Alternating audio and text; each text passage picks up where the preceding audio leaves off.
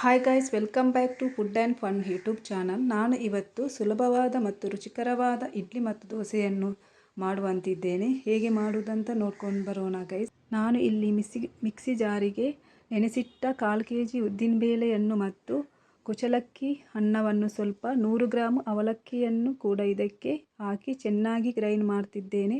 ಆಮೇಲೆ ಇಲ್ಲಿ ನಾನು 2 kg ಬೆಳ್ತಿಗೆ ಅಕ್ಕಿಯನ್ನು ತೆಗೆದುಕೊಂಡಿದ್ದೇನೆ. ಆಮೇಲೆ ಅದೇ ಬೆಳ್ತಿಗೆ ಅಕ್ಕಿಯನ್ನು ಅದೇ ಮಿಕ್ಸಿ ಜಾರಿಗೆ ಹಾಕಿ ಚೆನ್ನಾಗಿ ಗ್ರೈಂಡ್ ಮಾಡಬೇಕು. ಆಮೇಲೆ ಅದೇ ಪಾತ್ರೆಗೆ ನಾನು ಹಾಕುತ್ತಿದ್ದೇನೆ. ನೋಡಿ, ಇದನ್ನು ಚೆನ್ನಾಗಿ ಮಿಕ್ಸ್ ಮಾಡುವ.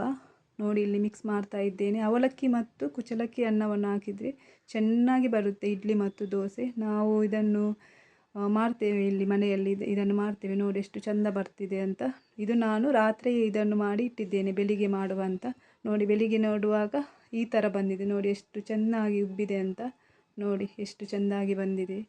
ನೋಡಿ ಈ ಥರ ಬರ್ತದೆ. ಅದಕ್ಕೆ ನಾನು ಇಡ್ಲಿಗೆ ನಾವಿಲ್ಲಿ ಈ ಥರ ಸ್ಟೀಲ್ ತೋಪುಗಳನ್ನು ಉಪಯೋಗಿಸಿದ್ದೇವೆ. ನೋಡಿ, ಇಲ್ಲಿ ಈ ಥರ ಇಡ್ಲಿಗೆ ನಾವು ಇಡ್ಲಿ ಮಾಡ್ತೇವೆ. ಇಡ್ಲಿ ಮತ್ತು ದೋಸೆಯನ್ನು ಮಾಡ್ತಿದ್ದೇವೆ ಇವತ್ತು. ನೋಡಿ ಈಗ ಎಷ್ಟು ಚೆಂದ ಬಂದಿದೆ. ನೋಡಿ ರುಬ್ಬಿ ಎಷ್ಟು ಚೆನ್ನಾಗಿ ಉಬ್ಬಿದೆ. ನೋಡಿ, ಇಲ್ಲಿ ನಾವು ಈ ಥರ ಮಾಡ್ತಿದ್ದೇವೆ. ನೋಡಿ ಚೆನ್ನಾಗಿ ಬಂದಿದೆ.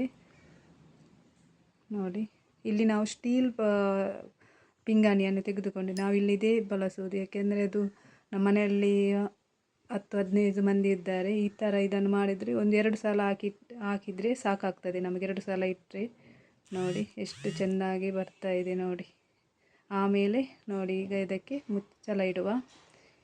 ಇಲ್ಲಿ ನಾನು ಈ ಕಡೆ ಕಾವಲಿಯನ್ನು ಇಡ್ತಿದ್ದೇನೆ ದೋಸೆಗೆ ಅಂತ. ನೋಡಿದ್ದು ಇದಕ್ಕೆ ಎಣ್ಣೆ ಹಾಕುವ ಸ್ವಲ್ಪ. ನೋಡಿ, ಇಲ್ಲಿ ದೋಸೆ ಮಾಡ್ತಿದ್ದೇನೆ. ನೋಡಿ, ಇದು ಕೂಡ ದೋಸೆ ಕೂಡ ಚೆನ್ನಾಗಿ ಬರ್ತದೆ ಇದರಲ್ಲಿ. ಇಲ್ಲಿ 2 ಕೂಡ ಮಾಡ್ತಿದ್ದೇವೆ ನಾವು, ಇಡ್ಲಿ ಮತ್ತು ದೋಸೆ. ನೋಡಿ ಚೆನ್ನಾಗಿ ಬರ್ತಾ ಇದೆ. ನೋಡಿ, ಅವಲಕ್ಕಿ ಮತ್ತು ಕುಚಲಕ್ಕಿ ಅನ್ನವನ್ನು ಹಾಕಿದರೆ ನೋಡಿ ಉದ್ದಿನಬೇಳೆ ಅಷ್ಟೊಂದು ಹಾಕಬೇಕೇನಿಲ್ಲ. ನೋಡಿ 2 kgಗೆ ನಾನು 1/4 kg ಮಾತ್ರ ಇಲ್ಲಿ ಉದ್ದಿನಬೇಳೆ ತೆಗೆದುಕೊಂಡಿದ್ದೇನೆ. ಈ ಕಡೆ ಇಲ್ಲಿ ನಾನು ಚಟ್ನಿಗೆ ರೆಡಿ ಮಾಡ್ತಿದ್ದೇನೆ.